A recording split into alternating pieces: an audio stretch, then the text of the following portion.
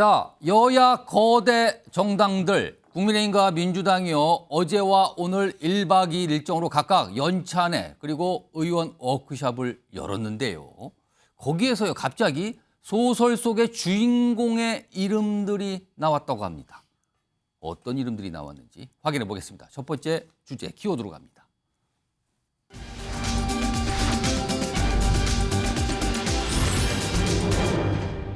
주인공이 엄석대와 심청이군요. 엄석대는 많은 분들이 읽으셨을 것 같은 뭐 요즘 소설이라고 할 수 있고 심청이는 고대 소설에 나오는 거 아닙니까? 전래동화 같은. 그런데 이 이름이 각각 나왔다고 합니다. 자, 그럼요. 일단 화면 좀 보시죠. 이 정치와이드 제작진이 엄석대와 심청이를 사진으로 이게 그림인데요. 하나는 이 유명한 소설이죠. 우리들의 일그러진 영웅 속의 주인공 엄석대 저 모습이고요. 그 옆에는요 전래동화 속의 인물 심청입니다. 자, 이렇게 사진으로 그림으로 준비되어 있는데 우선 엄석대 얘기부터 좀 해볼까요? 어제 국민의힘 연찬회에요 김병준 전 비대위원장, 정경련 회장 최근까지 맡았었는데 어제 강연을 좀 했거든요. 들어보겠습니다. 제가 봐서는 윤석열 대통령은 그 자유주의자 선생님입니다. 한편으로는 매를 들지만 한편으로는 그 학생들에게 자유를 갖다 부여하고 있는 그 선생님인데 우리 당에 소속된 어떤 분도 말하자면 엄석대라고 그랬단 말이에요. 왜 엄석대처럼 보이느냐? 나는 그 이유가 있다고 봅니다. 당이 정치적 이해관계를 앞세워가지고 가가지고 윤심만 따라가는 그런 당으로 보이니까 이것이 마치 대통령이 엄석대처럼 보이는 겁니다. 원래는 선생님인데 엄석대처럼 비춰지고 있다. 지금 내가 강의하고 있는데 듣고 계신 분들 여기 때문이에요. 약간 이런 지적을 해놨습니다. 그리고요. 우리 당의 어떤 분이 뭐 엄석대 이 얘기일 거랬잖아요. 그 어떤 분. 벌써 한참 지났네요. 지난 3월인데요. 이 얘기를 처음 꺼내놨습니다. 들어보겠습니다. 엄석대. 빨리 머릿속으로 떠올려 보십시오. 그 이름. 놀랍게도 1987년에 이문열 작가가 우리들의 일그러진 영웅을 통해서 그려냈던 시골 학급의 모습은 최근 국민의힘의 모습과 다 있습니다. 연상하시는 인물이 만약 윤석열 대통령이라면은 그건 개인의 생각을 다들 존중할 것입니다. 혹시라도 언론인들께서 보도하시면서 이것이 윤석열 대통령을 연상했다고 기사를 내신다면 아마 그것이 국민의 시각을 대변하는 언론인들의 시각이라고 저는 믿고 싶습니다.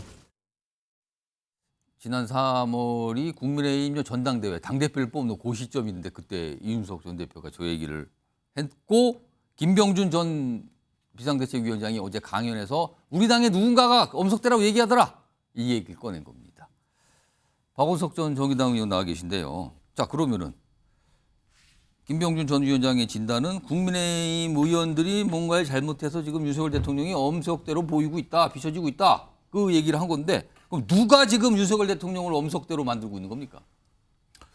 김병준 위원장이 하고 싶은 얘기는 예. 당이 좀 능동적인 정치를 해야 되는데 집권 여당답지 않게 대통령실만 쳐다보고 있다 이 지적을 하는 것 같고 아마도 현재 당 지도부를 포함한 당 주류를 향해서 비판적인 말씀을 하시는 것 같은데 근데 또 한편으로 보면은 여당과 대통령과의 관계라는 게 굉장히 묘하지 않습니까? 이거는 이제 여당인데 그래서 이거는 여야를 막론하고 그러니까 민주당 국민의힘을 막론하고 여당이 되면은 늘 이제 그 미묘한 관계가 형성이 되는데요.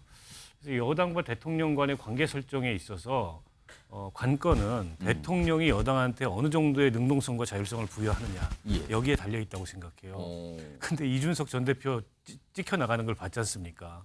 내부 총질하는 당 대표 하면서. 그럼 당이 무슨 생각이 들겠어요. 시키면 시키는 대로 해야지. 아니면 저렇게 찍혀 나가는구나. 저는 엄석대처럼 보일 그 말하자면 뭐랄까요? 그런 어떤 그 시각에 이 빌미는 윤 대통령이 줬다.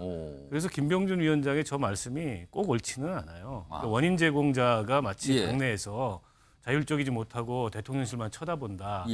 이렇게 이제 당의 수동적인 태도를 지적하는 것 같지만 원인 제공자가 있는 거거든요. 저는 그 원인 제공자는 윤 대통령이라고 생각해요.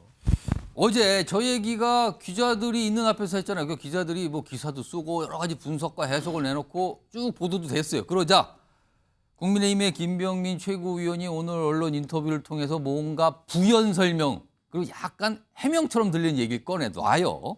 들어보겠습니다. 뭔가 더 강력한 힘을 갖고서는 드라이브를 거는 것 아니냐라고 네. 세간의 비판에 대해서 그 당시에 있었던 배우 최민식이 어려냈던 선생님의 역할을 윤석열 정부가 하고 있는 것이 아니냐. 근데 이런 모습이 누군가에게는 엄석대로 비치고 누군가에는 그 선생님으로 비치게 되는 시각의 차이가 있을 건데 이런 모습들이 오해가 섞이지 않기 위해서는 정당과 그리고 이 이해관계자들이 더 많은 노력들이 필요하다라고 하는 맥락에서 나온 발언이었습니다.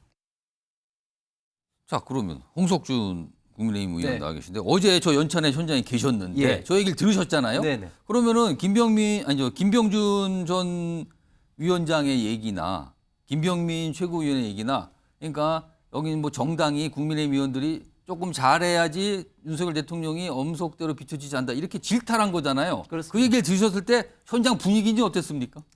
예, 상당히 좀 공감을 좀 했고 오. 특히 김병민 전 비대위원장이 이제 그 강의 주제가 이제 국가주의에 대한 어떤 문제점과 어떤 현실에 대한 어떤 그런 어떤 예. 나름대로의 어떤 생각을 말씀을 하셨습니다. 잘 아신 것처럼 지금 윤석열 대통령도 기본적인 어떤 국가 철학이 어떤 자유와 예. 공정에 기반한 이런 어떤 국가를 경영하려는 그런 예. 어떤 철학을 갖고 계시지 않습니까? 그렇기 때문에 김병준 위원장의 국가주의가 우리나라는 여야를 떠나서 기본적으로 좀 확고하게 좀 자리 잡고 있고 오. 거기에 따른 어떤 문제점이 본인이 노무현 대통령 비서실장 할 때부터의 어떤 예, 그런 예. 사례를 가지고 쭉 좀 말씀을 오. 좀 하셨습니다. 그러면서 이제 하신다는 말씀, 노무현 대통령이 우리나라의 가장 큰 문제는 진보답지 않는 진보주의, 진보 세력이 있다. 이런 어떤 노무현 대통령 말씀도 이제 인용을 하시더라고요. 그러면서 저는 김병준 위원장 말씀에 상당히 공감을 하는 게 예. 지금 기본적으로 자유와 공정에 기반한 이런 어떤 국정 철학을 예. 제대로 어. 구현하기 위해서는 정부는 물론이고 특히 당에서 좀 더 예. 능동적인 많은 어떤 대안이라든지 이런 걸 해야 되는데 예. 좀 대통령을 좀 지나치게 좀 의지해서는 따라만 간다 약간 예, 그렇게 선생님이 말씀이십니까? 아닌 어떤 음색대로 보일 어떤 그런 어떤 우려가 있다는 김병민 위원장의 말에 상당히 좀 공감이 좀 김병민 갔습니다. 위원장. 그러니까 뭔가 능동적으로 당이 알아서 좀 해야 되는데 그냥 따라만 가는 모습 그 지적으로 들렸다 이 말씀이잖아요. 요거 소정욱 변호사께는요. 그러니까 소설 속의 주인공인 엄석대냐? 아니다. 선생님이다. 뭔가 다 정리하고 평정한 선생님이냐? 아니냐? 독재자 행세는 엄석대냐? 뭐 이거처럼 지금 나왔단 말이에요. 어떤 의견이십니까? 제가 이제 그 김병준 위원장의 그 강의 있잖아요. 예. 전체를 이렇게 쭉 보니까 몇 예. 번 예. 어떤 뜻이냐면 예. 진정한 이게 그 자유주의자 선생님 있잖아요. 음. 그 의원이라면 기본적으로 이게 윤 대통령하고 혼연일체 예. 완전히 그 일심동체가 돼가지고 예. 국정 철학을 적극적으로 이렇게 하면서도 하면서도 또 대통령이 잘못된 길로 갈 때는 쓴소리도 하는 하는. 이런 게 바로 진정한 자유주의자인데 근데 지금 못 한다는 겁니까? 그러면? 저는 이게 그렇다면 음석대로 비치게 만드는 오. 의원에게 저는 두 부류가 있다 봅니다. 오. 두 부류. 첫째는 이제 그 유승민, 이준석 부류죠. 이 자들은 무조건 반대하는 거예요. 아. 왜냐하면 이게 국정과 혼연일체 일심동체가 돼야 되잖아요. 예. 근데 윤 대통령과 일심동체가 아니에요. 혼연일체가 안 되고 있는 부류가 있다. 무조건 반대해요. 어. 그러면 대통령이 혼내면 이게 음석대 아니냐. 아. 본인들이 잘못한 걸 생각 안 하고 예. 무조건 이게 반대만 하는 예. 이게 바로 저는 유승민, 이준석과 이런 분들 때문에 음석대처럼 보이는 거예요. 그 첫 번째고. 첫 번째. 예, 두 두 번째. 번째 부류. 무조건 예스맨. 아. 대표적으로 저는 이게 장재원을 포함한 핵심 실세들. 오늘 이름을 막 이게 조목조목 문제예요. 얘기하시는데 왜 그러냐면 대표적으로 제가 예를 한번 들어보면 옛날에 전당대 할 때 전당대회는 축제 무대예요. 예. 근데 나경원 원내대표가 나올 때 예. 그때 연판장 돌리고 못 나오게 압력을 간 현역 의원들이 왜 경선에 개입합니까? 아. 그거는 이게 대통령실이 마음이 김기현한 데 가 있네? 이걸 이게 미리 알고 현역들이 나서서 나경원 주잔치라. 이게 말이 됩니까? 민주정당에서 이런 분들이 음석대처럼 보이게 만드는 거예요. 무조건 예스맨. 예. 그다음에 무조건 반대파. 예. 이런 게 두 부류가 저는 지적한 게 아닌가 김병준 위원장이 예. 이래 봅니다. 어제 김병준 위원장이 두 부류 보고 다 들으라고 지금 얘기를 했다 이렇게 해석인데 이 소정욱 변호사가 조목조목 이름을 콕 집어갖고 아주 대표적인 이름들 꼬집어서 설명을 해주셨어요. 갑자기 귀에 뭐가 확 들어오네요 지금. 알겠습니다. 일단 어제 국민의힘 연찬에서는 엄석대 얘기가 나와서 오늘 정치권에서 꽤 많이 거론이 됐어요. 이 이름이요. 그리고요. 어제 비슷한 시각에 민주당은 워크숍, 뭐 연찬회나 워크숍이나 뭐 거기서 거긴데 다른 장소에서 워크숍 의원들이 다 모여서 열었거든요. 여기에서 심청위 얘기가 나옵니다. 화면 보겠습니다. 서른 의원이 다들 의원도 있고 이재명 대표도 있는 그 가운데서 본인이 발언 기회를 얻어서 얘기한 건데 심청위가 인당수에 빠져 왕비가 됐듯 이재명 대표 본인을 희생해야 된다. 자기 희생하라. 그럼 인당수에 빠진 것처럼 그냥 확 빠져버려라. 이 얘기를 꺼낸 거거든요. 이겁니다. 여기에 심청위가 등장을 합니다. 자, 그럼 이번에는 어제 그 현장에 계셨던 전재수 민주당 의원 나와 계신데요. 서른 의원이 이런 발언을 한 게 일단 맞는지, 왜냐하면 영상이 없어요. 그냥 알려만 전원으로 전해졌는데 이게 맞는지, 그 당시 이 얘기를 듣는 의원들의 반응이나 분위기는 어떠했는지. 네. 일단은 저희가 자유토론 시간에 이제 한 것인데 사실은 토론의 중점적인 내용은 경제와 민생이었습니다. 더더구나 이번에 이제 21대 국회 마지막 정기국회를 앞두고 있기 때문에 지금 먹고 사는 문제, 살림살이, 경제가 정말 지금 최악의 지금 정점을 지나고 있는 거 아니겠습니까? 그런 차원에서 우리가 마지막 정기국회를 맞이해가지고 경제와 민생에 좀 집중하자는 논의가 전체 논의 시간에 99%였습니다. 99%. 그러면은 끝나는 마지막 타임에 그러니까 서른 의원의 얘기는 1%입니까? 1%입니다. 1%. 그러니까 토론이 끝나는 마지막 타이밍에 더 이상 발언하실 의원이 없으시면 끝내겠습니다 하는 그 순간에 이제 손을 들고 나가신 거예요. 다른 의원들은 그러니까 뭐 경제, 민생, 그다음에 국정감사에서 99%가 그거였습니다. 이런 걸 했는데. 그렇습니다. 그러니까 주로 이제 예산 입법적 과제를 중점적으로 99%를 했고 마지막 이제 서른 의원, 그다음에 서른 의원이 이제 심청위 이야기를 하니까 당당하게 해서 몸을 던져라 이렇게 이야기를 하니까 이제 친명계에서 이제 양경숙 의원이 또 나가가지고 그것에 대해서 반박을 한 거죠. 그러니까 서른 의원이 먼저 얘기하고 그 뒤에 양경숙이 반박을 한 거예요. 반박하는 발언을 했어요. 그러니까 다 끝나가는 마당에 이제 서른 의원이 그렇게 하니까 이제 양경숙 의원이 나와서 한마디 더 한 거죠. 그러니까 전체 논의 시간에 99%는 예산 입법적 과제를 한 것이고 마지막 이제 한 1% 정도를 이제 했는데. 근데 1%만 주로 지금 그러니까 지금 있잖아요, 언론 보도를 지금요. 보니까 작년에 저희들이 어제 정말로 열심히 이제 국정감사 대비 그 토론을 엄청 했는데 이건 하나도 안 나오고. 심청위만 딱 1% 나와요. 한 거, 요것만 지금 언론에 다 나와가지고 또 이게 어제 그 워크숍이 난리가 난 것처럼 이렇게 돼 있는데 전혀 그렇지가 않습니다. 어제 저희들이 지금 정부에서 지금 경제 상황을 계속해서 1년 내내 추경호 부총리가 이야기한 게 뭐냐면은 상저하고였거든요. 상반기에는 좀 어렵더라도 하반기에는 좀 나아질 거다 이거였거든요. 근데 지금 벌써 3, 4분기 지나가고 있잖아요. 이미 상저하고가 아니고 상저하저의 경제 위기론이 확산이 되고 있습니다. 그도 그럴 것이 우리 수출이 지금 13개월째 마이너스를 걷고 있고 31개월 만에 우리나라 수출액이 200억 달러 밑으로 떨어졌습니다. 31개월 만에 처음입니다. 뿐만 아니고 우리나라 전체 경제의 25% 비중을 차지하고 있는 중국 수출이 지금 11개월째 마이너스고 10개월째 지금 중국 무역에서 적자를 지금 걷고 있거든요. 거기다가 지금 청년 실업률 126만 명입니다. 그다음에 전기세 많이 올랐죠. 그다음에 곧 추석인데 물가가 오르고 있습니다. 이런 문제를 집중적으로 했는데 이런 부분에 대해서 좀 언론이 좀 관심을 가져주시면 좋은데 마지막 그 1%만 가지고서 민주당의 워크숍이 이제 다 평가를 받으니까 조금 좀 억울한 측면이 있습니다. 자, 이 얘기가 지금 억울하다 그러는데 사실 언론에서는 이 얘기를 딱 주목을 했거든요. 그리고요, 오늘 이와 관련된 해석을 곁들인 민주당 내부의 발언들이 두 발언이 있습니다. 들어보겠습니다. 이재명 대표의 결단이 좀 필요하다. 지금 어쨌든 이재명 대표의 사법 리스크가 현실적으로 당에 악영향을 주고 있고 본인뿐만 아니라 당에도 매우 큰 악영향을 주고 있기 때문에 그것을 끊어내기 위해서는 이재명 대표의 대표직 사퇴라든가 좀 과단성 있게 쾌don한마처럼 있어야 된다라는 취지 아닌가 싶은데요.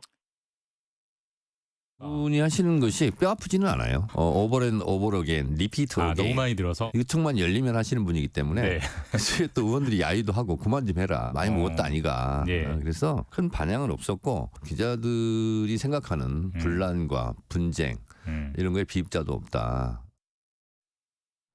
그러니까 박원석 전 의원님, 지금 전재수 의원님께서는 억울하다. 99%는 민생 경제 얘기했는데 딱 1% 심청이 그다음에 이재용 대표가 겨냥한 얘기 나왔는데 그것만 보도되더라라고 말씀을 하셨지만 언론에서는 사실은 이재명 대표와 관련된 체포동의안 문제, 거취 문제 이게 사실 언론의 관심사고 무슨 얘기가 나오면 언론들이 그걸 조명하고 있거든요. 이게 또 현실이에요. 지금 뭐 정청래 최고위원도 약간 그 부분에 대해서 약간 불만인 듯한 얘기했지만 그래서 박원석 전 의원께 드리고 싶은 질문은 심청이처럼 당을 위해 인당수에 몸을 던져라. 이게 지금 일단은 체포동의안이 곧 올 것 같은데 이거에 대해서 가결하겠다는 입장을 내든가 본인이 뭔가를 받아들이겠다 이런 걸 내라.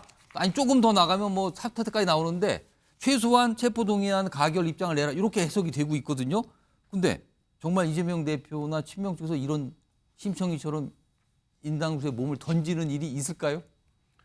뭐 심청이 인당수까지 그렇게 비극적으로 예. 상황을 안 봐도요. 예. 어쨌든 이재명 대표가 6월 달에 예. 그 교섭단체 대표 연설에서 불체포 특권 뒤에 숨지 않겠다고 얘기를 했고 예. 그 뒤로 이재명 대표의 공식적인 입장이 추가된 건 없어요. 어. 그러니까 그 입장이 여전히 유지되고 있다고 저는 봐야 된다고 보고요. 어. 그 이제 국민들 앞에 한 약속입니다. 근데 그 약속을 지키지 않았을 때 예. 이제 몰려올 수 있는 후폭풍. 근데 다시 그게 한번 그 민주당이 약속이 구체적으로 어떤 모습일 거냐는 거죠. 아니, 그러니까 다시 한번 민주당이 예. 방탄 프레임에 갇히게 되는 결과를 가져올 텐데 아. 그거 감당할 수 있겠습니까? 오. 그래서 저는 그 어찌됐든 간에 체포동의안이 언제 올지 모르겠지만 오면은 예.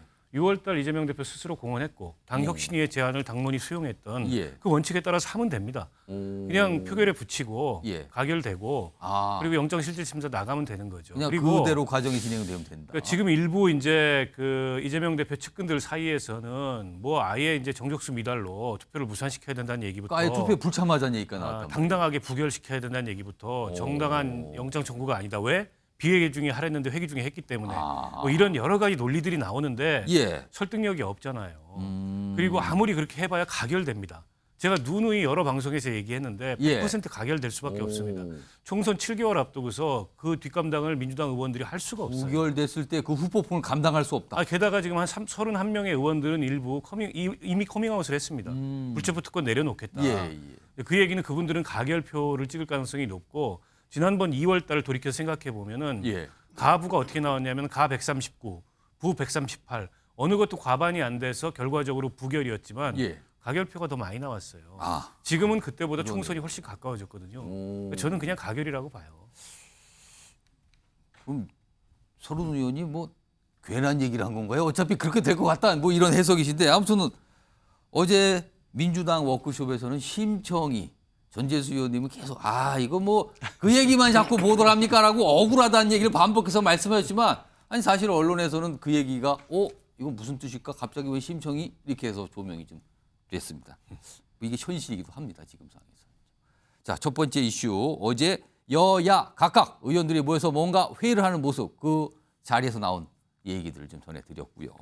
다음 주제는요. 총선과 관련해서 여권 인사들 얘기 조금씩 뭔가 구체적으로 나오고 있거든요. 그 주제로 넘어가 보겠습니다. 키워드 보시죠. 안 나올 것 같다? 물음표가 찍혀있죠. 근데 두 명의 인물이 등장했는데 누가 안 나올 것 같다는 거죠. 원희룡 국토부 장관, 한동훈 법무부 장관. 원희룡 장관은 국민의힘 소속이고요. 아예. 한동훈 장관은 여권 인사죠. 정부 인사니까. 근데 안 나올 것 같다. 과연 누구인가? 이렇게 키워드가 좀 돼 있습니다. 우선 원희룡 장관 어제 국민의힘 연차 내에 뭐 토론하는 자리들이 여러 이 구분이 돼서 있었거든요. 그 자리에 이제 국토 관련된 이런 정책 관련된 자리에 장관으로서 참석을 했습니다. 그리고 끝나고 나서 기자들을 만나서 질문을 받았죠. 한 얘기가 있습니다. 들어보시죠. 현재는 국토부의 업무에 전념하고 거기에서 최대의 성과를 내므로써 윤석열 정부의 국정 동력을 확대하는 데 모든 힘을 기울여야 될 때라고 생각을 합니다. 나머지 정치적인 일정이나 구도를 짜는 것은 그건 정당이 할 일이기 때문에 제가 현재 정당 업무를 하고 있는 건 아니기 때문에 그것은 제가 언급할 범위는 넘어서는 것 같습니다.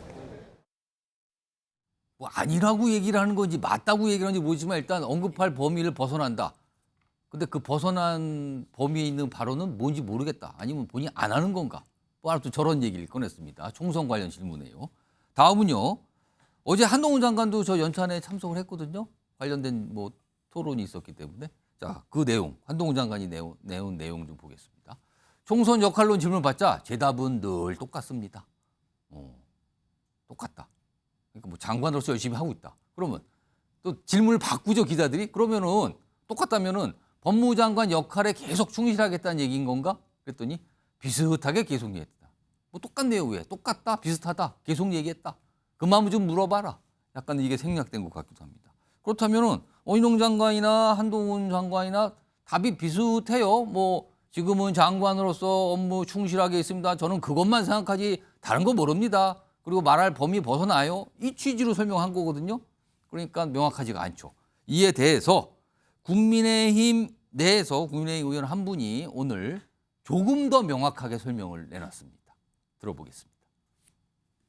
정기국회 끝나자마자 일주일 여부는 몰라도 사실은 뭐 아마 당 복귀를 저는 예상을 하고 있습니다. 최병천 전 민주연구원 부원장이 아마 이렇게 분석을 하셨는데 네. 그분이 굉장히 설득력 있죠. 한동훈 장관은 굉장히 지금 법무부 전체의 업무에 대한 집중도가 높고요. 현 단계에서는 뭐 전혀 어떤 총선과 관련된 부분에 대해서는 참여할 것으로는 기대하기 참 어려운 그런 모습을 보였습니다.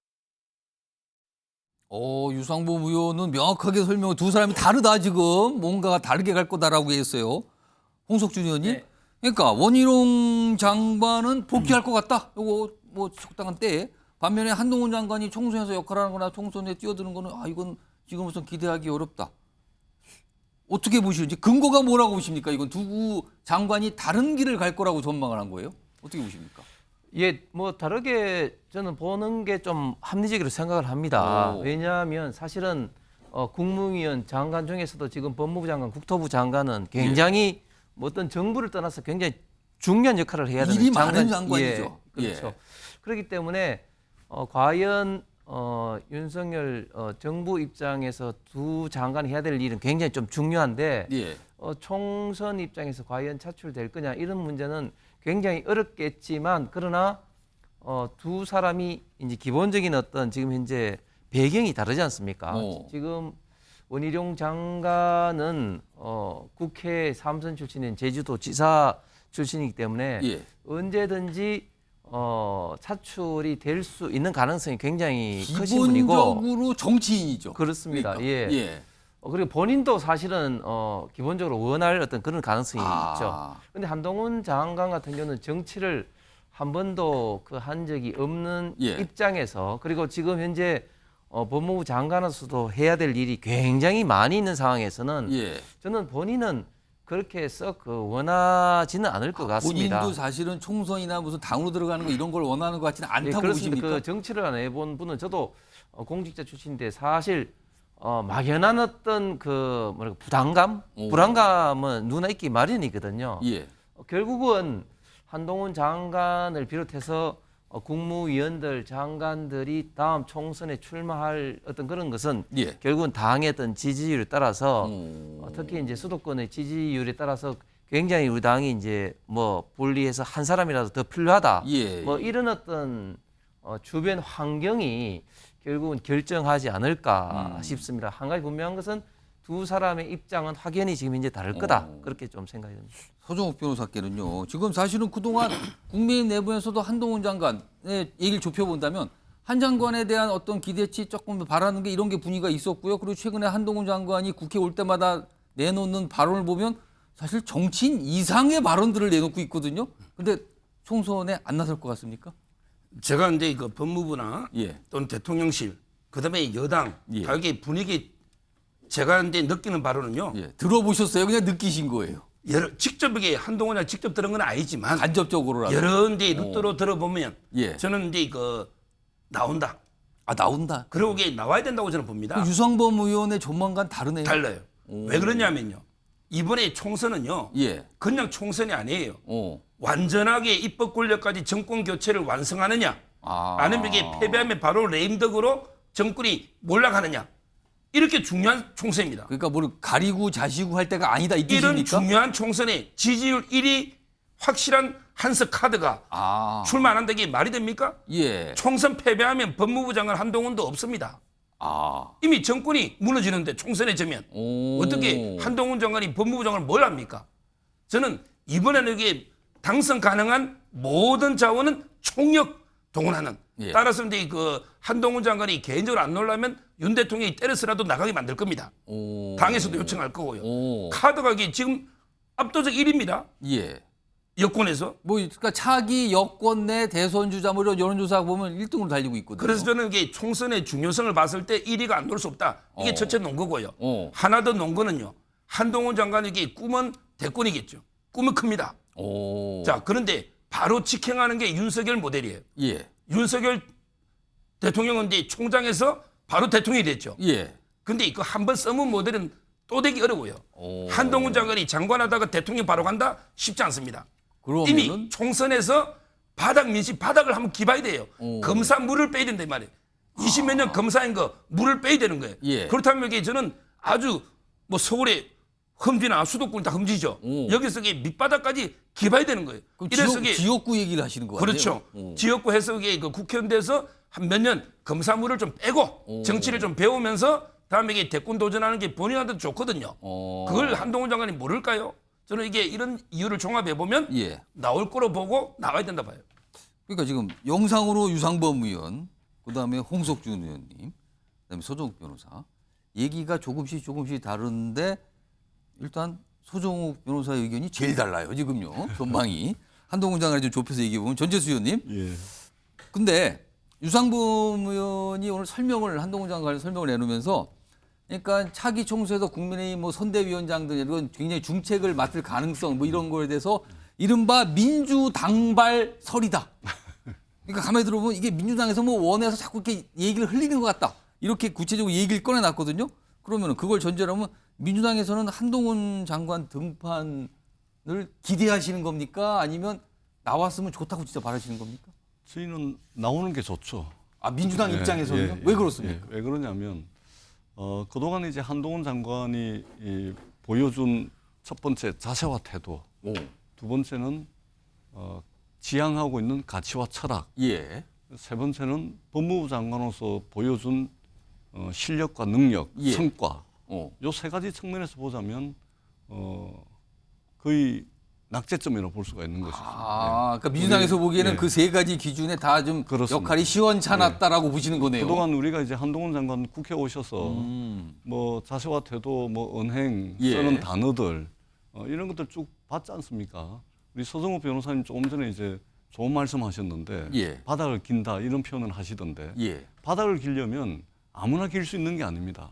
지역구에서 선거를 치른다는 것은 이게 한 표 한 표는 한 분 한 분의 마음을 얻는 겁니다.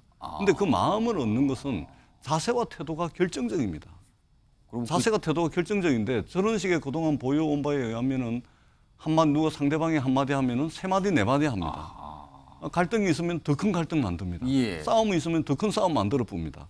이런 자세와 태도를 가지고 바닥을 길 수가 없습니다. 그거 바닥 한 100m 갔다가 그건 뭐 그만하고 돌아와야 돼요, 사무실로. 지금 한동훈 장관은 그런 모습이 아니다. 그러니까 누구를 만나도 정말 마음에 안 드는 사람 만나도 그냥 덥석 잡고 악수하고 미소 짓고 이런 모습이 필요한데. 쉽지 않습니다. 그게 어느 날 갑자기 되는 게 아니고요.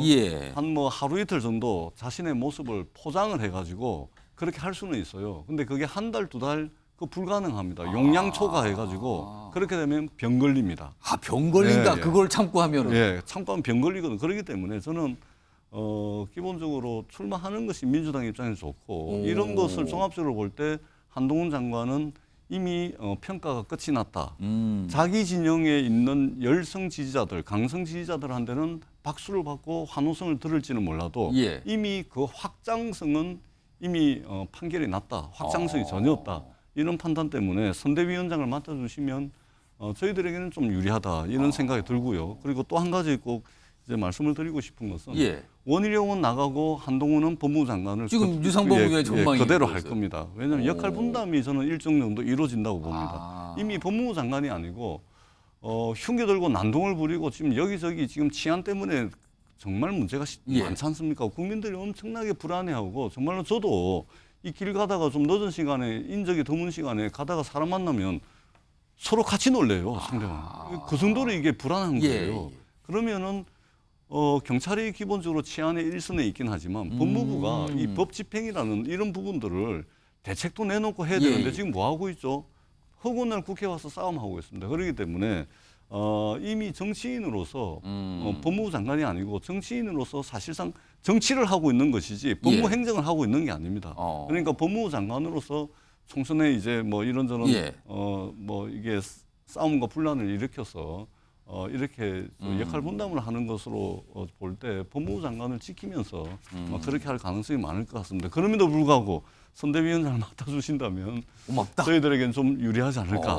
민주당의 시각에서 지금 제발 좀 선대위원장 같은 거 맡아주세요 요 얘기를 했는데 지금까지는 두 장관의 총선에서의 어떤 역할 가능성 요 얘기를 짚어봤는데요. 어제 연찬회는 뭐 거의 모든 국민의힘 의원들이 참석을 하셨거든요. 그러니까 기자들이 한꺼번에 많은 의원들에게 질문을 할 수 있는 기회가 그 장이 열린 게 어제 모습이었거든요. 오늘 아침까지도 그랬고요. 여기서요. 최근에 윤상현 의원이 살짝 뭐 여러 가지 뭐 이 침몰하는 뭐 침몰시키는 배 뭐 그 얘기한 거 아니냐 뭐 이렇게 있었는데 어제 관련된 질문을 받다가 내놓은 말이 하나 있습니다. 윤상현 의원의 이야기 들어보겠습니다. 아마 체포영장이 발부가 되고 가결이 되고 구속영장 실질 심사를 받으면 아마도 구속될 확률이 반 이상이라고 봅니다. 그러면 이재명 없는 민당에 대해서 우리가 먼저 선제적으로 준비를 해 나가자. 준비해 나갈 상황이 뭔가 이런 거에 대해서 당을 위한 충정으로 말씀을 드리고자 합니다. 박원석 전 의원님. 그러니까 이재명이 없는 민주당을 국민의힘이 준비해야 된다. 그리고 내가 이런 얘기를 끊는 건 충정이다. 그만큼 이재명이 없는 민주당이 등장하게 되면 총선과 관련해서 국민의힘에 위협적이 된다. 이렇게 들리거든요. 이거 맞다고 보십니까?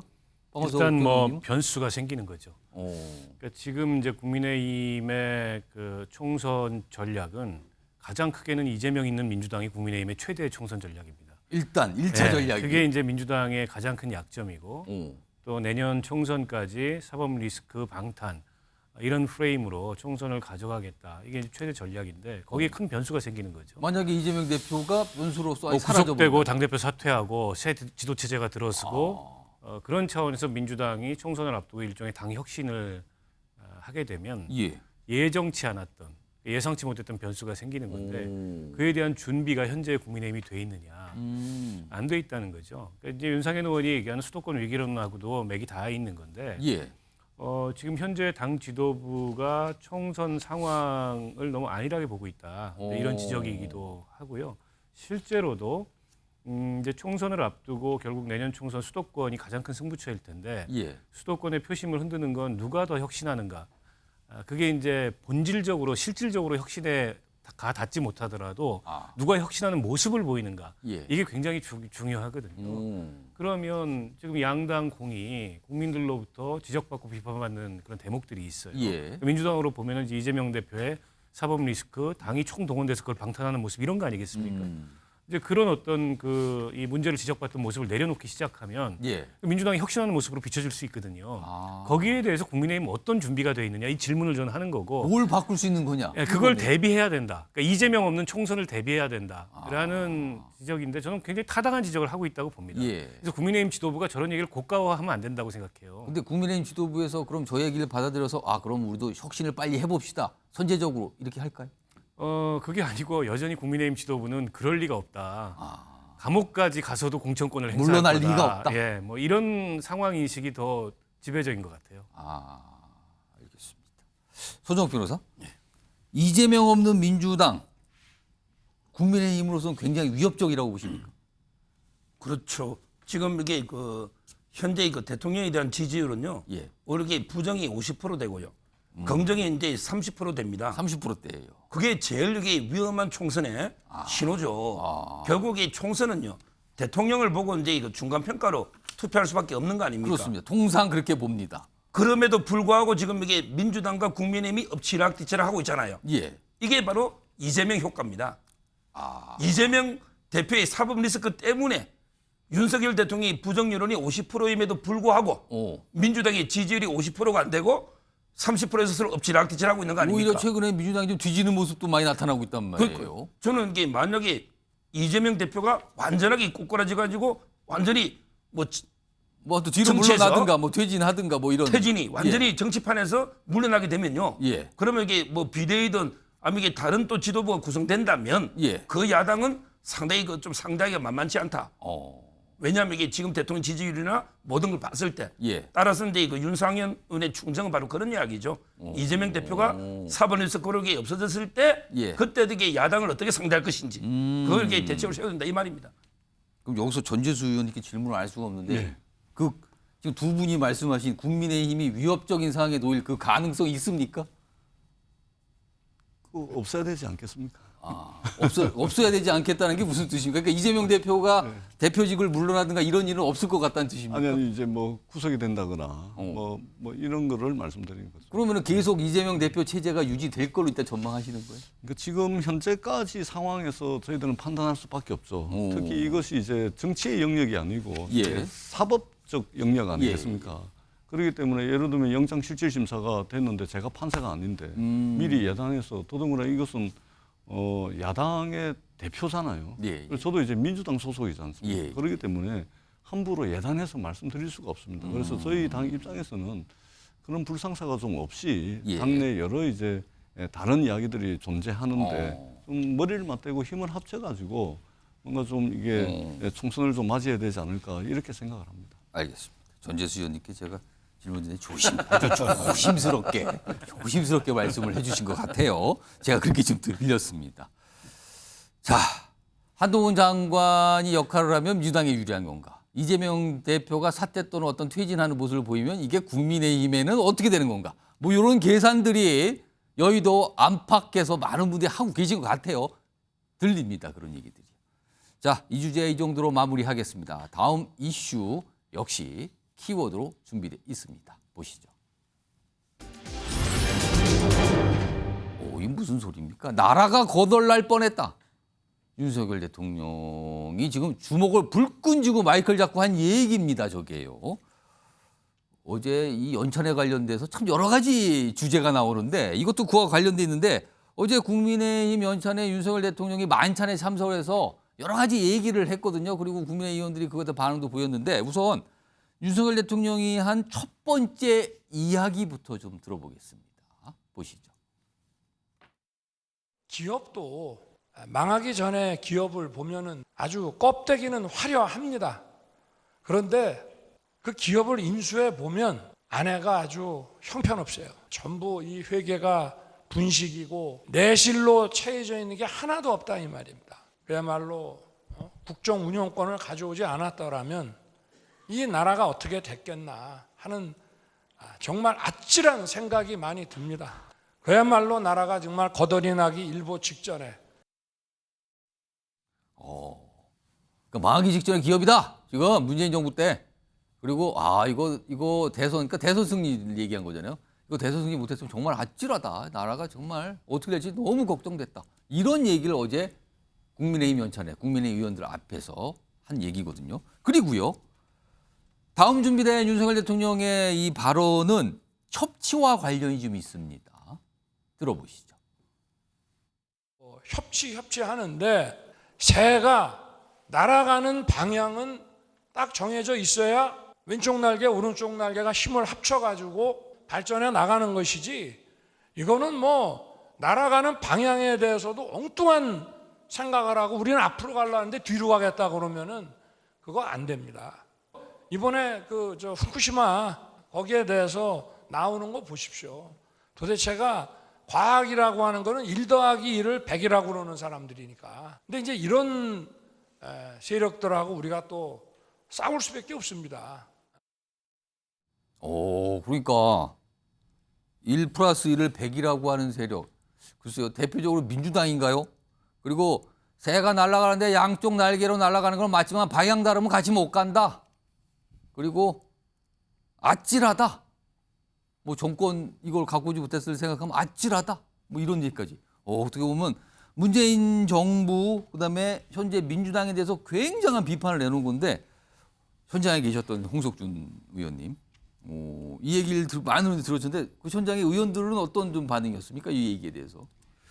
전반적으로 지금 대통령께서 예를 들면 뭐 미상 하원 뭐 합동 연설에서 뭐 그런 어떤 연설도 뭐 많은 어떤 국민들을 뿐만 아니라 해외에서도 호평을 받고 있지만 이래서 조금 이제 과거보다는 말씀하시는 게 좀 더 이제 자신감이 이제 붙으신 것 같아요. 약간 뭐랄까요? 약간 강한 표현도 들어가지만 과감한 발언을 한달까요? 좀 더 이제 자신감이 붙으신 것 같고 그리고 저도 주변에서 방금 대통령께서 말씀하신 것 같은 이야기를 많이 듣는 게 만약에 이제 윤석열 대통령이 정권을 잡지 못하고 만약에 이재명 대표만 잡았다. 그러면 정말 많은 사람들이 이민 갈 거고 나라가 진짜 거듭날 거다 이런 이야기를 뭐 저도 거덜난다. 많이 들었습니다. 왜냐하면 우리가 1948년도 대한민국 정부가 수립되고 박근혜 정부까지 국가 부채가 643조였는데 문재인 정부 불과 5년 만에 450조 이상 늘었습니다. 그리고 가계 부채도 역시 한 504조 이상 늘었습니다. 만약에 이게 기본 소득을 주된 어떤 공약을 해서 이재명 대표가 됐으면 나라가 어떻게 될 뻔했느냐 이렇게 생각하면 정말 아찔할 수밖에 없는 거죠. 그거 말고도 각종 어떤 뭐 건보 재정이나 이런 것도 문재인 정부 때 완전히 이제 거들이 났고 그리고 결국은 우리를 먹여 살려야 되는 어떤 기업 같은 경우도 보면은 어떤 뭐 소득주도 성장이라든지 이런 면에서 우리 대한민국에 투자를 하지 않고 뭐 이랬습니다. 뭐 원전 생태계가 파괴돼가지고 세계 최고의 경쟁을 갖고 있는 원전 말할 것도 없었고 그런데 지금은 수치상으로 보면은 해외 투자를 비롯해서 지금 윤석열 정부 1년 반 동안 굉장히 많은 어떤 투자가 되고 있고 가계 부채도 지금 오히려 지금 마이너스로 지금 가고 있습니다. 지금 오늘 내년 정부 예산이 좀 재정의 어떤 형편상 안타깝게도 656조 9천억 2.8% 지금 2005년도 이후 최고 지금 났는데 많이 늘리지 않았어요. 어쩔 수 없는 그런 형편이죠. 그럼에도 불구하고 사회적 약자를 통한 이런 복지는 최대한 노력하려고 하고 있습니다만 어쨌든 국정 최고 책임자로서 현장에 가서 직접 이제 장부를 보니까 정말 아찔하다는 이런 어떤 고뇌를 좀 많이 좀 말씀을 하신 것 같습니다. 어제 저 얘기를 들은 국민의힘 의원분들이 좀 박수 치신 분들이 있으신가요? 굉장히 뭐 많이 박수를 치셨죠. 알겠습니다. 분위기까지 전해주셨어요.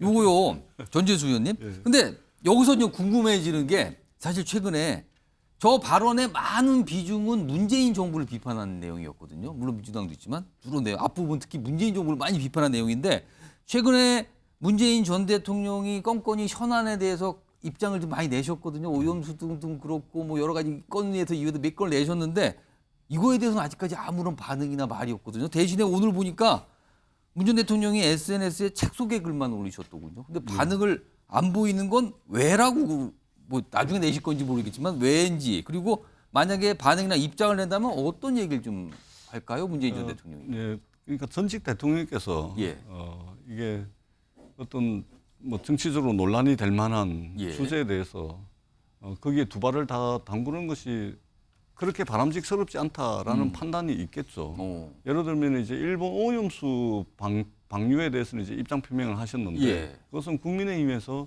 지속적으로 이제 가짜 뉴스를 유포를 하기 때문에 오염수 방류에 대해서 퇴임하고 난 뒤에도 명확하게 반대 입장을 표명을 해야 되기 때문에 그렇게 하신 것 같고 2021년도 4월 13일자 대한민국 정부를 대표해서 국무총리실에서 보도자료를 이미 다 냈습니다. 일본의 후쿠시마 오염수 방류에 대해서 단호히 반대한다. 국민 안전에 위해를 취할 수 있는 어떠한 조치에 대해서도 단호히 배격한다라는 이미 저 입장은 대한민국 정부의 공식 입장이 2021년도에 이미 나갔습니다. 그럼에도 불구하고 문재인 정부와 똑같은 입장이다. 이런 식으로 지금 그러니까 그런 해명을 할 필요가 있었다 판단했다. 그랬는데 오늘 이제 윤석열 대통령의 어제 발언에 대해서는 이게 어떻게 보면 여야 사이에 어떤 치열한 경론이 벌어지고 있는 것이기 때문에 여기에 전직 대통령께서 끼어들어서 무슨 뭐 말을 보태는 것은 스스로 그 전직 대통령으로서 하실 일이 아니다라고 판단하신 것 같습니다. 이 건에 대해서는 입장을 내지 않을 안 낼 거라고 가능성이 보십니까? 저는 100%라고 봅니다. 그래서 조금만 더 말씀을 드리자면 예. 이게 윤석열 대통령께서 취임하신 지 이제 집권 2년 차입니다. 예. 자, 언제까지 야당 탓하고 언론 탓하고 전 정부 탓을 하시렵니까? 이러시다가는 정말 그 임기 단 하루만 남겨놓고 하루 남겨놓는 그 시점까지 예. 전 정부 탓하고 야당 탓하고 언론 탓할 가능성이 많다. 그런 측면에서 굉장히 우려스럽다라는 말씀을 드리지 않을 수가 없습니다. 알겠습니다. 또 어제 윤석열 대통령의 바로 내용이 여러 가지 갈래로 좀 나눌 수가 있었고요. 그리고 표현의 강도도 굉장히 좀 강한 편이었죠. 제가 자, 짧게 예. 한 말씀만 예, 덧붙이자면 발언 기회를 한 번 더 주실 줄 알고 좀 기다렸는데 말씀하세요. 자, 거들났다가 말씀을 하시는데요. 제 아무리 대통령이라 하더라도 민주공화국의 대통령은 대통령이라 하더라도 국가재정을 함부로 쓸 수가 없습니다. 우리 홍석준 의원님 잘 아시겠지만 저희들이 국회에서 예산심사를 해보게 되면 마음대로 줄이고 늘리고 못합니다. 중기 재정 계획에 따라서 전반적인 국가재정 상황을 다 봐가지고 국민들에게 꼭 필요할 때 경제가 어려울 때 정부 재정이 경제의 마중물이 될 때 국민들의 삶을 조금이라도 이렇게 세울 필요성이 있을 때 국채를 발행하는 겁니다. 중기 재정 계획에 따라서 예산이 집행이 되는 것이지 그냥 마음대로 그냥 표 얻기 위해서 돈 펑펑 쓰고 그렇게 나라 살림이 그렇게 운영되지가 않습니다. 그거는 독재국가, 공산국가나 가능한 일이지 민주공화국의 정부에서는 그런 시스템으로 나라 경영이 안 된다라는 말씀을 제가 분명히 드리도록 하겠습니다. 알겠습니다. 그 거덜나기 직전에 이 표현에 대한 약간 반박 그런 설명을 좀 해주셨습니다. 다음은 화면을 좀 하나 소개해 드릴까요? 보겠습니다. 이게 뭡니까? 어제 각각 연찬회 워크숍하고 이게 1박 2일 과정이었거든요. 그러니까 저녁을 먹게 되죠. 근데 국민의힘 연찬회에서는요. 생선 요리가 잔뜩 나왔군요. 생선에 문어 숙회 여기 보시면 생선 회 보이네요. 저기 문어도 보이고요. 그리고 민주당 워크숍은요. 일단 이재명 대표가 이제 간식으로 옥수수 먹는 요행은 공개됐는데 삼겹살 전용을 하셨다고 그래요. 그러니까 육류를 먹은 겁니다. 메뉴도 다르네요. 메뉴도 달라요 지금요. 각각 뭐 장소도 다르지만요. 그리고요. 다음 준비된 영상은 이 국민의힘 요 생선회 만찬과 관련된 국민의힘 구성원들이 한 말이 있습니다. 들어보겠습니다.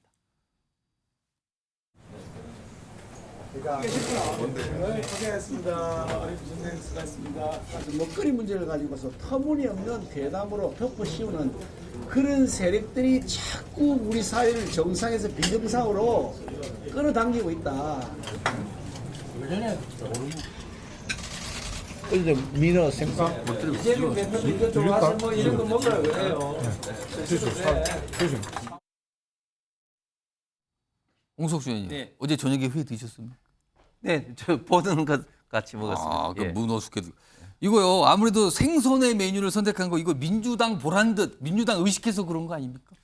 뭐 굳이 뭐 민주당 보란 듯이라기보다는 지금 후쿠시마 그 오염 처리수 방류 이후에 지금 국민들이 그 막연한 어떤 불안감 혹은 또 수산업자들의 어떤 그런 피해가 지금 우려되는 상황 아니겠습니까? 그런 차원에서 저희가 주된 메뉴를 뭐 회라든지 또 문어 숙회 같은 경우는 저희 이제 경북 지방에서도 많이 잡히기 때문에 또 많은 또 의원들이 이제 갖고 오신 거죠. 그러니까 뭐 아무래도 좀 소비 좀 많이 해주세요. 요즘에 때가 때인 만큼 이런 걸 강조하는 거라고 말씀하셨고요. 전재수 의원님, 혹시 민주당에서 당시에서 뭐 생선회 좀 많이 먹읍시다 뭐 이런 걸 좀 얘기하실 그런 분위기는 아닙니까? 평상시에 많이 먹고 있습니다. 평상시. 특히 전재수 의원님 부산이시니까 지역구가. 지금 이제 전어철이거든요. 많이 먹고 있고요. 이런 것이죠. 우리 저 어민분들, 특히 이제 횟집 하시는 사장님들 정말로 소비가 제가 이제 우리 지역구에 이제 잘 아는 횟집 보면 매출이 70%씩 줄었습니다. 마음이 아파 죽겠습니다. 부산 쪽에도 타격이 크군요. 큽니다. 아주 큽니다. 그러니까 이게 뭐냐면 저희들이 정치하는 사람들이 그 국민의힘이 저 회 먹는 거 저는 좋다고 생각합니다. 뭐든 해야 됩니다. 왜냐하면 지금 고통을 겪고 있는 분들이 너무 절박하기 때문에 이분들은 여당, 야당, 뭐 진보 보수 이런 거 필요 없습니다. 그렇죠. 이 생존의 문제이기 때문에 뭐든 해야 된다는 차원에서 국민의힘 지도부가 가셔가지고 회를 드시는 거 저 좋다고 생각합니다. 그리고 민주당도 회 많이 먹어야 됩니다. 다만 이 회 정치하는 사람들이 회를 많이 먹어가지고 그런 일본의 후쿠시마 오염수 방류가 돼가지고 국민들이 불안해가지고 예. 특히 본인은 먹어도 자식들 먹이기가 끌끌어와가지고 그 소비가 위축되는 거 아닙니까? 그런 차원에서 근본적이고도 근원적으로 우리 어민들, 횟집 사장님들 근본적인 문제를 제거하려면 회 많이 먹는 것이 아니고 그것도 먹어야 되겠지만 일본의 오염수 방류를 즉각 중단해야 됩니다. 지금 일본 도쿄 전력과 일본 정부가 예. 방류하고 난 뒤에 기준치 삼중수소라든지 이거 기준치 이하로 떨어졌다, 안전하다 이렇게 지금 발표를 하고 있지 않습니까? 예. 자, 이제 검증이 됐습니다. 일본의 간사이 지방과 일본 북부 지방에 역대급 가뭄입니다. 여기 농업용수로 쓰시고 안전하다면서요. 공업용수로 쓰시라. 왜 이 분란을 일으켜가지고 지금 난리를 치는지 모르겠다라는 말씀을 다시 한번 드리도록 하겠습니다. 그럼 하나 추가 짧게 드리면 어제 워크숍 만찬에서는 고기가 나왔습니까? 아니요, 저 출장 뷔페였습니다. 출장 뷔페. 출장 뷔페 이제 연어 고기도 있고 생선도 많이 있었습니다. 삼겹살로 지금 소개가 되고 있는. 그 출장 뷔페였거든요. 출장 뷔페에 이제 야채, 수산물, 그다음에 육류 다 포함이 되는. 예. 그러니까 주로 이제 얼려놓은 것들이 많이 나왔더라고요. 그 중에서 삼겹살이 있어서 그게 또 그렇습니다. 알겠습니다. 뷔페를 드셨다. 그 얘기. 알겠습니다. 하여튼 어제 이제 각각의 거대 정당들, 여야 정당들의 어떤 행사, 큰 행사가 있었잖아요. 거기에 뭐 식사도 약간 정치적 의미가 있는 거 아니냐? 뭐 언론들도 그렇게 해석하면서 또 기사로 다루고 있습니다. 다음 요 주제는요. 이것도 뭔가 좀 여야가 맞서는 건지 아닌지 약간 좀 애매한 상황이 돼버렸는데 홍범도 장군, 그러니까 독립운동가죠. 무장 독립투쟁. 홍범도 장군 얘기인데 이게 어제도 잠시 이 내용 다뤘는데 여전히 지금 정치권에서 저 좀 뜨거워지는 주제가 됐어요. 일단 화면 좀 하나 보겠습니다. 일단 국방부 입장 계속 좀 설명이 되고 있죠. 과거에 공산주의 이력이 있다. 그러니까 소련 공산당 가담했다. 홍범도 장군 그 흉상 육사의 설치는 부적절하다. 이런 입장이 국방부의 공식 입장이에요. 그리고 대신에 국방부하고 육사에 흉상이 설치되어 있는데 이거 독립기념관으로 이전하는 게 적절하다. 그래서 지금 이거 협조 요청 중이다. 관련 기관하고. 이런 입장이 어제 나온 겁니다. 하나 더 보죠. 그러자 여기 보면은요. 이종찬 광복회장, 우당 이회영 선생 손자죠. 지금 이회영 선생의 흉상도 좀 육사에 있거든요. 근데 내 할아버지 포함해 4명은 남겨두고 홍범도 장군만 철거한다는 얘기가 나왔거든요. 이거 오히려 더 나를 모욕하는 거다. 이거 뭡니까? 약간 이런 반응이 나왔습니다. 자, 관련 영상도 좀 준비된 게 있거든요. 들어보겠습니다. 제일 중요한 게 이념입니다. 철진한 이념이 아니라 나라를 제대로 끌고 갈 수 있는 그런 철학이 바로 이념입니다. 철진한 엉터리 사기 이념에 우리가 매몰됐고 어느 방향으로 우리가 갈 것인지를 우리가 명확하게 방향 설정을 하고 우리 현재 좌표가 어딘지를 분명히 인식을 해야 우리가 제대로 갈 수가 있습니다. 그분이 소련의 제복을 입게 된 것도 항일 독립투쟁의 또 효과적인 진전을 위해서 했던 것인데, 그래서 그 박정희 대통령도 1962년인가에 건국 훈장을 이제 수여하게 된 거죠. 북한이 생기기도 전에 소련 공산주의의 제복을 입었다는 것이 지금의 그 이념 전쟁의 하나의 단초가 된다든지 근거가 된다는 것은 정말 속아봐도 웃을 일이다 이렇게 생각합니다. 자, 다음 화면은 과거 정부에서 홍범도 장군과 관련된 어떤 조치들이 있었는가 그걸 좀 정리한 내용이 있는데요. 소개해드리겠습니다. 일단 박정희 정부 방금 뭐 설명에 나왔죠. 홍범도 건국훈장 추서, 그러니까 훈장을 준 거죠. 그리고 박근혜 정부 때는 해군 잠수함의 이름을 홍범도함으로 지명을 했습니다. 그리고 문재인 정부 때는 건국훈장, 이게 추가가 된 거죠 지금요. 그 대한민국장으로.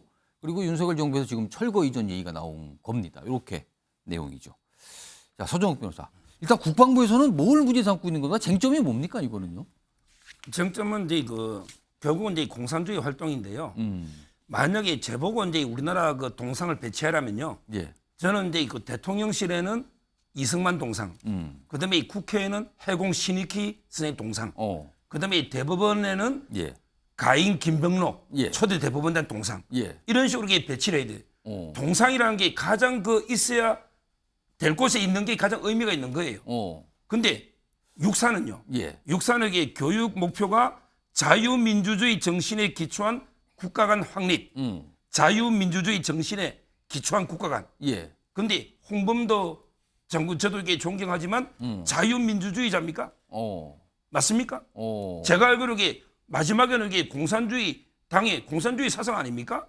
저는 육사에는 안 맞다는 거죠. 저는 존경하는 독립운동가지만 또 한 분, 저 우리 노는 광복회 이종찬, 조부 이회영, 제가 여기 이회영 평적가 있었습니다. 그만큼 제가 여기 존경하는 분이에요. 근데 저는 육사에는 안 맞다 봐요. 이분은 무정부주의자, 아나키스트입니다. 우리 육사 생도들이요 국가를 부정하고 무정부주의자가 되라. 이렇게 하면 되겠습니까? 그 흉상이라는 거는 육사 생도들이 매일 보고 저분을 닮아야 되겠다. 그럼 내가 이게 저 흉상을 보고 나 이게 나중에 공산주의자 돼야 되겠다. 난 무정부주의자 아나키스트 돼야 되겠다. 이래가 되겠습니까? 이렇게 저는 이분들을 폄하하는 게 아니에요. 진짜 있어야 될 때 우리 그 독립기념관에 독립운동 했잖아요. 독립기념관에 잘 모시면 되는 거예요. 철거가 아니고 이전에서 진짜 있어야 할 곳에 우리가 모시고 이분들에게 진짜 추모하고 우리가 존경하고 이런데 저는 육사는 안 맞다는 거죠. 알겠습니다. 그러니까 장소가 흉상이 설치된 장소가 이게 적합하지 않다. 이 의견을 좀 그러니까 국방부 의견과 거의 같은 의견을 주신 건데 다음 준비된 목소리가 있는데 몇 명이 좀 등장을 하거든요. 상반된 목소리들이 섞여 있습니다. 들어보겠습니다. 2021년 문재인 대통령 당시에 문재인 대통령의 지시로 지시라기보다는 강력한 어떤 언급으로 이제 그때 카자흐스탄에 가셨지 않습니까? 그런 거를 계기로 하면서 이 홍범도 장군에 대해서 추가 소원을 하게 됐습니다. 문재인 대통령이 어떤 선호의 표시라고 해야 됩니까? 그런 걸 강력하게 표시를 하니까 그 상원법에도 불구하고 두 번 준 거 아니냐. 무능과 실정을 감추기 위해서 국민을 갈라치게 하고 이념 전쟁을 선동하기 위해서 독립전쟁 영웅을 부관 참시하는 일은 결코 용납할 수 없습니다. 정치적 책략을 도모하기 위해 홍범도 장군을 흉상을 제거하고 서훈에 대해서 조사한다고 하는 이 황당무계한 현실이 믿어지지가 않습니다. 지난 3.1절 육군사관학교 교정에 독립군과 광복군을 이끈 영웅들의 흉상이 세워졌습니다. 신흥무관학교 설립자 이회영 선생과 홍범도, 김자진, 지청천, 이범석 장군의 정신이 여러분이 사용한 실탄 탄피 300kg으로 되살아났습니다. 의견들이 각각 다르죠. 그리고요 중간에 이재명 대표 목소리가 나왔는데 이재명 대표가 저기가요 어딜 간 거냐면요 대전현충원에 홍범도 장군 묘역을 참배한 다음에 저 얘기를 꺼낸 거예요. 아마도 일부러 갔겠죠 오늘 아마 상황이니까 그 목소리까지 들어드는데 박원석 전 의원님 홍범도 장군 흉상 이전 지금 민주당에서 뭐 철거라고 표현까지 나왔는데 이제 국방부 이전 표현 쓰는데 문재인 정부의 어떤 모습을 지우기 일환 아니냐 이런 시각도 있거든요. 이거 어떻게 판단하십니까? 그 윤 대통령께서 뭐 이념이 가장 중요하다 말씀을 하셨는데 지금 이런 일이 왜 벌어지고 있는지를 윤 대통령 스스로 답을 준 것 같아요. 누가 철진한 이념을 얘기하는지 모르겠는데 어쨌든 이념 전쟁, 역사 전쟁을 대통령이 주도하고 있다. 이 말씀을 첫 번째로 드리고 싶고 홍범도 장군이 1920년대에 즉 이 냉전 이전에 그리고 러시아 그러니까 지금 소비에트와 미국이 연합국의 일원으로서 이런 제국주의 파시즘과 맞싸움을 할 때 그때 그 독립운동의 방편으로 소련 공산당에 가입한 게 육사의 흉상이 들어설 수 없는 그런 이유라면 냉전의 와중에 남로당 군사 총책으로 1심에서 사형구형을 받고 무기 선고를 받았던 뒤에 전향했다고는 하나 그로 인해서 한동안 군복을 벗을 수밖에 없었던 박정희 전 대통령의 호국비가 육사에 서 있는 건 어떻게 생각합니까? 저는 홍범도 장군이 독립운동의 방편으로 어쩔 수 없이 그런 선택을 했던 거를 문제 삼는다면 남로당 군사총책으로 여순 반란 사건 이후에 체포가 됐던 박정희 전 대통령의 호국비는 당연히 철거돼야죠. 그런데다가 우당 이회영 선생이 무정부주의자라는 이유로 그게 육사와 맞지 않는다? 저는 궤변이라고 보고요. 결국에 문재인 정부 지우기 의도가 하나 있고 문재인 정부 때 뭐 저 이제 흉상도 제막되고 유해도 송환되고 했으니까 또 한 가지는 항일 지우기입니다. 항일 지우기. 아. 그래서 지금 이 정부의 역사관은 그 일종의 이제 뉴라이트식의 식민지 근대화론이에요. 식민지 근대화론은 항일의 역사하고 양립이 불가능하죠. 그러면서 솔솔 흘러나왔던 얘기가 저 자리에 백선엽 장군 흉상을 세워야 된다. 백선엽이 누굽니까? 만주의 간도 특설대 출신의 일본 그 육군 장교 출신의 군인이에요. 비록 그분이 한국 전쟁에 공헌을 세웠다 한들 예. 일본 그 만주 간도 특설대 출신이라는 거 바꿀 수가 없습니다. 무슨 얘기냐면 대한민국 국군의 뿌리는 독립군이나 광복군에 있는 게 아니고 예. 비록 간도 특설대 출신이라고 하들 예. 확고한 반공에 있다. 이 얘기를 하고 싶은 겁니다. 저는 그게 이제 누라이트 역사관이라고 생각하고 그 역사관에서 비롯된 항일 지우기다. 이렇게 보입니다. 자, 제가 두 분이 지금 약간 소영욱 변호사 말씀은 제가 한 1분 정도 드릴게요. 그리고 혹시 저 박원석 의원도 반론하실 게 있으면 1분씩 네. 각각 드릴게요. 1분입니다. 먼저 근데 저 이재명 대표의 발언은 완전히 제가 보기에 뭐 새빨간 가짜 뉴스입니다.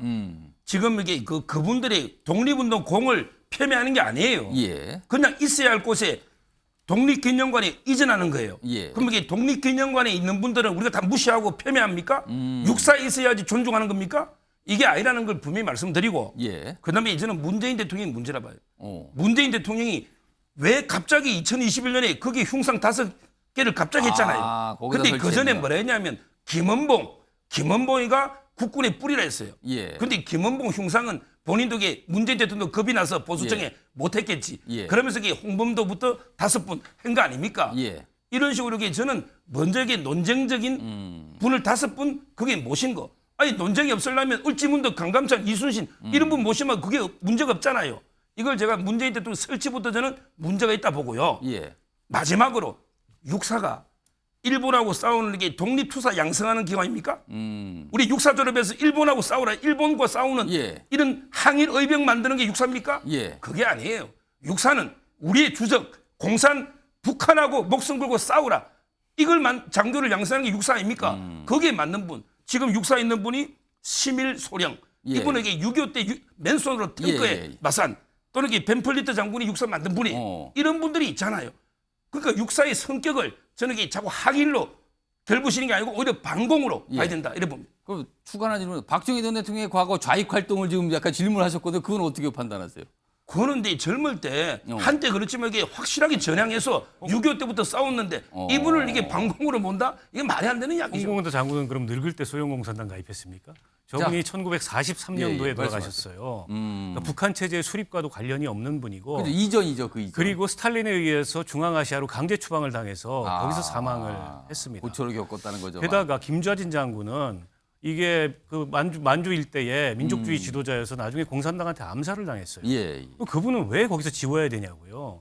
그리고 육사의 저분들의 흉상을 제막한 거는 무슨 육사가 항일 독립투사를 양성하는 기관이라는 의미가 아니고 우리 군대의 뿌리는 우리 헌법 정신과 마찬가지로 3.1운동과 임시정부의 대한민국의 국채가 맞닿아 있듯이 우리 국군의 뿌리는 그런 독립군과 강복군에 맞닿아 있다는 그 민족 정기를 기리고자 거기에 둔 거지. 무슨 독립운동가를 양성하기 위한 기관으로 육사를 보는 겁니까? 제가 짧게 한 말씀만 드리면 예, 전주수 의원님. 그러니까 우리 박정희 대통령 말씀을 하셨는데 저는 국민의힘이 또는 이제 집권 세력이 같은 기준과 잣대였으면 좋겠습니다. 그러니까 박정희 기회가 되신다면 박정희 남도선 노동당의 조직책으로서 1심 재판 결과문, 2심 재판 결과 그거 다 볼 수 있거든요. 그거 한번 보십시오. 남노당의 조직책으로서 무력으로 공산화를 꾀했던 그것이 다 드러나 있습니다. 그럼에도 불구하고 저희들이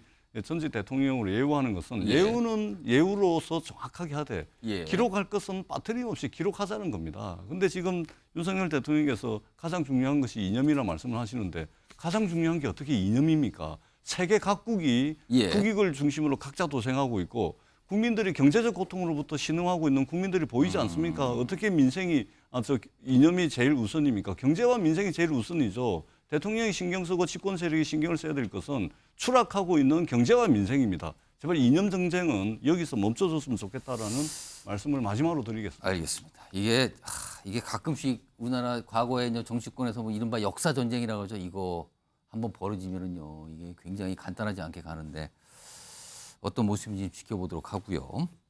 네 번째 주제는요. 나라 밖으로 갑니다. 예고해 드렸죠. 트럼프 전 대통령 얘기 좀 해보죠. 키워드 있습니다. 이게 뭡니까? 자칭 골프의 달인. 골프의 달인 그냥이 아니라 자칭이에요. 자칭. 그럼 다른 사람들은 타칭은 아닌 것 같고요. 그럼 자 일단 트럼프 대통령 지난 7월이거든요. 뭔가 또 굉장한 평소에도 뭐 자신감이 넘치는데 그때도 그랬어요. 들어보겠습니다.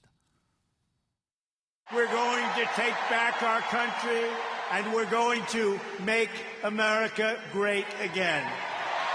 When this battle is over, I'll be back in the White House and the Bidens will have to justify all of the corruption that they've done. 백악관 돌아간다는 얘기를 자꾸 얘기죠. 지금도 계속 그러고 있어요. 다음 좀 보겠습니다. 최근에 미국 언론 통해서 이런 보도가 나오는데 트럼프 재집권 가능성에 전 세계 수도 위협하다. 전 세계들이 위협을 느끼고 있다. 다른 많은 나라들이 동맹국들 포함 많은 나라들이 고민에 빠지고 있다는데 G7 이건 동맹국 아닙니까 거의? 우크라이나의 무기 제공 합의 추진. 그러니까 트럼프 대통령이 혹시 집권할지 모르니까 빨리 뭐를 일을 처리하고 있는 거예요. 이거 또 번복될지 몰라서. 근데 러시아하고 중국 보세요. 러시아는 뭔가를 희망하는 듯한, 중국은 약간 기대하는 듯한 뭐 이런 반응들이 나오고 있다는 겁니다. 다음 보겠습니다. 여론조사 결과인데요. 이게 미국 공화당 내 대선 후보군들만 놓고 지지율 조사를 했는데 트럼프 대통령, 전 대통령 압도적입니다. 52%. 2등이 디샌티스, 뭐 신예라고 하는데요. 비교 자체가 안 됩니다, 지금요. 이런 분위기입니다. 전재수 의원님. 예. 이러다가 정말 트럼프 재집권 가능성이 있다고 보시는지, 그리고요. 러시아, 중국은 은근히 뭔가를 바라는 것 같기도 해요. 예. 어떻게 보십니까? 그러니까 이제 트럼프 대통령이 다시 집권하느냐 안 하느냐 이것은 국제 정치적 역학관계에 결정적 영향을 미치는 겁니다. 그러니까 이제 경쟁하고 있는 러시아, 중국의 입장이 틀리고 또 예. EU를 중심으로 한 동맹국의 입장이 틀릴 수밖에 없죠. 그래서 저는 굉장히 현실화될 가능성이 많다라고 생각을 하면서도 미국 사회를, 미국이라는 나라를 보면서 조금 아쉬운 것은 예. 바이든 대통령도 80이 넘었고 지금 트럼프 대통령도 굉장히 고령이지 않습니까? 나이가 좋은 게 아니에요. 예, 엄청 예. 많습니다. 야, 이게 미국 정치라는 것도 이게 경쟁력을 상당히 상실하는 거 아니냐? 이 지도자를 키우지 못했기 때문에 미국 사회가 이렇게 뭐 능력이 뛰어난지는 모르겠지만 이렇게 고령의 두 분이 경쟁을 하는 그런 상황이 좀 의아스럽다라는 이제 생각이 들고요. 저는 트럼프 대통령이 전 대통령이 다시 재집권할 가능성이 상당히 있다 이렇게 보여지고, 만약에 집권을 하게 되면 이분이 외교적 프로토콜에 따라서 외교를 하시는 분도 아니고 글로벌 스탠다드에 따르는 분도 아니고 그런 거 없어요. 예, 그런 거 그리고 없습니다. 뿐만 아니고 동맹국들에 대한 전통적 자세와 태도도 따르지 않습니다. 예. 국가 경영, 나라 경영을 기업 경영하듯이 하시는 분이기 때문에 예. 관세도 막 때려버리고 뭐 동맹국들에 대해서 과한 요구를 하고 뭐 이런 거 아니겠습니까? 그런 측면에서 각국의 반응이 다양하게 나오고 있는데 예. 사실은 재집권할 가능성이 좀 상당히 있다 이렇게 봅니다.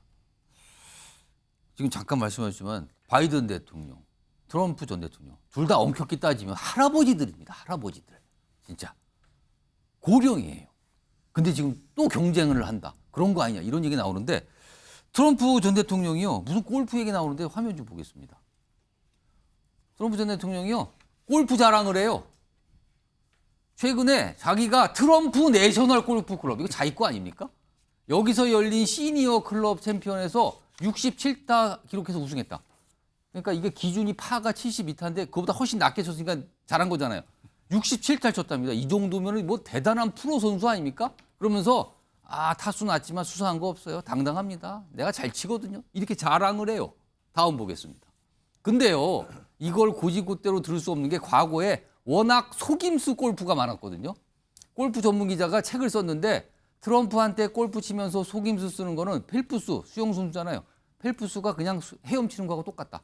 늘 일상 다반사가 골프 사기다. 다음 보겠습니다. 그리고 당하신 분도 있나 봐요. 유명한 배우죠. 사무엘 잭슨. 같이 골프를 한번 해봤는데 누가 더 실력이 좋은 사람이냐는 질문에 당연히 나다. 그러면서 얘기를 해요. 나는 속이지 않는다. 이거 의미심장합니다. 홍석준 의원님. 트럼프 대통령이 골프 자랑, 자기 잘 친다고 이렇게 골프 자랑하는 게 이거 혹시요. 최근에 건강 논란이 계속 끊이지 않는 바이든 대통령 의식한 것 같은데 그렇게 보이십니까? 그렇습니다. 당연히 이제 의식을 한 것이죠. 자기는 이제 난 이렇게 나이는 운동 잘해. 많더라도 건강하다 뭐 이렇게 되는데 사실 골프가 가장 어떻게 보면 좀 신사고 매너 운동 아니겠습니까? 그렇죠. 그래서 다른 사람이 보든 안 보든 정직하게 쳐야 되는데 트럼프 대통령 같은 경우는 사실 안 보면은 뭐 보통 보면 이제 좀 그 디봇이라든지 이런 것 때문에 안 좋은 위치에 있으면 뭐 발로 사살 치고 이런 어떤 사람은 있지만 이분은 트럼프 대통령은 아예 공 자체를 뭐 던져가지고 페어웨이 있는데 그린 주변에 올린다든지 이런 식으로 해서 동반 플레이어하고 뭐, 그 비매너입니까? 갑질입니까? 뭡니까 그거는? 이제 완전히 이제 트럼프 룰을 만드는 거죠. 룰 자체를 이제 만들면서 이제 골프를 치기 때문에 동반자들하고는 계속해서 좀 뭐 언쟁이라든지 예. 그런 게 있다고 이야기를 합니다. 그게 어떻게 보면 트럼프의 어떤 보통의 행동, 어떤 룰보다는 자기 어떤 뜻대로 가는 이런 것들이 골프장에서도 그대로 이렇게 반영되는 것이 아닌가 생각이 됩니다. 그리고요, 뭐 어떤 보도에 따르면 어떤 골프 대회를 나갔는데 첫날 경기 참여하지 않았대요. 근데 둘째 날 경기에 가보니까 트럼프 전 대통령이 1등으로 돼 있다. 뭐죠? 이게 룰이 뭡니까 도대체 이게 도대체. 아무튼 이런 얘기가 있고요. 이런 분이 지금 공화당 내 1등을 하고 있다고 합니다. 자, 다음은 마지막 주제 하나 잡혔는데 키워드 보기보다는요. 이 최근에 흉기난동 전국의 곳곳에서 지금 자꾸 벌어지고 있어요. 다 보도하기가 어려울 정도로 벌어지고 있는데 이렇게 자꾸만 퍼지고 있는 상황에 대해서 한 전문가분이 좀 진단을 한 게 있거든요. 그 목소리 좀 들어보겠습니다. 직접적인 인과관계가 있다 이런 얘기가 아니라요. 이제 대면을 하지 못하는 경우들이 많이 발생하면서 온라인의 의존도가 굉장히 높아졌죠. 불만을 살인 예고글을 통해 가지고 지금 표출을 하는 그런 과정 중에 있는 걸로 보이고요. 증상을 거짓으로 호소하는 것 같지는 않아요. 좀 더 많은 인명 피해를 목적으로 지금 차량과 흉기를 다 동원한 것이기 때문에 지금 그 범행 당시에 정신 상태가 정신 착란 상태라고 보기 어렵죠. 자, 이수정 교수가 앞부분에 말씀하신 게 손정욱 변호사. 그러니까 코로나19하고 뭐가 직접적으로 뭔가를 증명할 수 없지만 그래도 뭔가 관계가 있는 거 아니냐. 코로나19 상황 때문에 지금 이런 범죄가 연관된 거 아니냐는 의심을 하는 건데 그렇다면 우리나라뿐만 아니라 다른 나라에서도 이런 비슷한 흉기난동이 벌일 수 있다. 이 얘기가 되는 겁니까, 그럼? 뭐 저는 이제 그 코로나 책임 돌리기는 어렵고요. 예. 제가 이제 그 장기적인 통계를 봤어요. 예. 작년에 2020년 기준으로 인구 10만 명당 이제 그 살인 건수를 보면요. 예. 우리나라가 아직은 안전하게 151위의 세계. 예. 10만 건당 2건이 납니다. 10만 명당 살인 2건이 예, 예. 151위예요. 예. 그런데 지금 그만 보면 안전하게 보이지만 그러나 이게 문제는 일본이요. 일본이 193입니다. 194개 나라 중에 0.4명이에요. 우리보다 더 뒤쪽에 있는 거네요. 근데 문제는 한 10년 전에는요. 일본하고 이게 우리가 비슷했다는 거예요. 그만큼 이게 전 세계에서 일본하고 한국은 밤에 아무데나 돌아다니도 안전하다. 그렇죠. 이게 전 세계 인식이 돼 있었거든요. 근데 지금은 일본보다 5배가 늘었어요. 일본이 0.4예요. 근데 우리는 2입니다. 그럼 이게 어떻게 되는 겁니까? 그러니까 저는 이게 우리가 급속도로 이게 치안이 악화되고 있다는 거죠. 저는 뭐 여러 가지 장단기 근본적인 여러 대책이 필요한데 시급하게 대책은요.